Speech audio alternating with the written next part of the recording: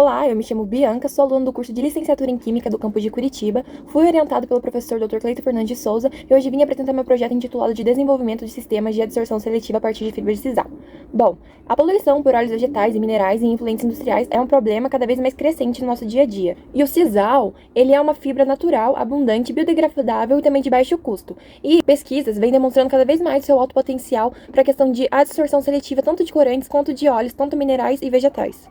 Então, com isso, o objetivo dessa pesquisa é produzir criogéis capazes de realizar absorção seletiva de óleos, tanto minerais quanto vegetais, produzindo esses criogéis a partir de hidrocoloides, fibras de sisal e nanoaditivos. Bom, de metodologia, as fibras passaram por tratamentos alcalinos com hidróxido de sódio em diferentes concentrações, no caso 5 e 10%, e também passaram por um branqueamento com hipoclorito de sódio, em alguns casos sem um pré-tratamento alcalino com o hidróxido de sódio, para poder fazer a comparação. O outro método realizado foi a síntese do óxido de grafeno, onde o óxido de grafeno foi obtido por oxidação eletroquímica do grafite em ácido sulfúrico, através de fio de platina, que foi nosso cátodo, e o bastão de grafite, que foi nosso ânodo, enquanto estava ligado em uma fonte de alimentação. Depois disso, foi feita uma filtragem a vácuo, uma lavagem até o pH ficasse neutro e uma secagem ao ar livre.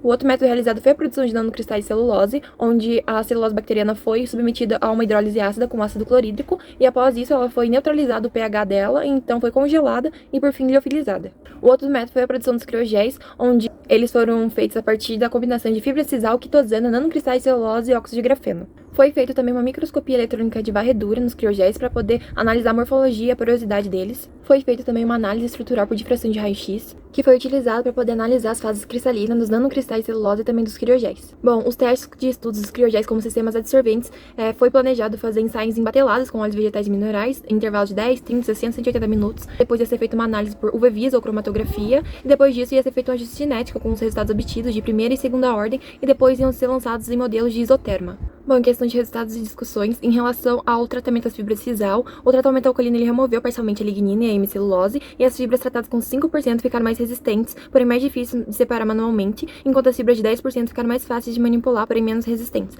Enquanto em questão do branqueamento das fibras, as fibras que não passaram pelo processo com hidróxido de sódio apresentaram um branqueamento melhor do que as que passaram. Em relação à síntese do óxido de grafeno, o material apresentou uma boa dispersão e características visuais compatíveis com o do óxido de grafeno, baseado na literatura. Bom, em relação aos nanocristais de celulose, o difratômetro do DRX ele apresentou picos em 2 θ de 16 graus, 22 graus e 34 graus, referentes aos planos 110, 200 e 004, que são planos características celulose do tipo 1. E também teve uma boa remoção da região amorfa, além de apresentar um índice de cristalinidade de 97,5%. Porém, já em relação aos criogéis, não deu para ser feito DRX, porque como o material era muito alto, então na hora que foi feita a análise não deu certo. Na hora de jogar os dados no gráfico, ele ficou deslocado.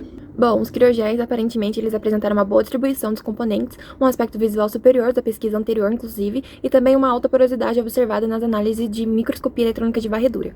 Porém, infelizmente, os testes de adsorção acabaram não dando tempo para ser feito, então não tem como saber de fato se a pesquisa realmente deu certo ou não. Bom, em conclusão, é que as etapas que foram feitas, elas deram certo. As técnicas que foram escolhidas para ser feitas realmente são técnicas eficientes. Porém, como eu falei, infelizmente não deu para fazer a análise final. Então, com isso, não dá para saber se a pesquisa realmente deu certo ou não. Porém, baseado em artigos literários e também nos testes que foram feitos, aparentemente a pesquisa estava seguindo o caminho certo. Só é uma pena mesmo que não deu para ser feito o teste final. As referências bibliográficas. E é isso, obrigada pela atenção.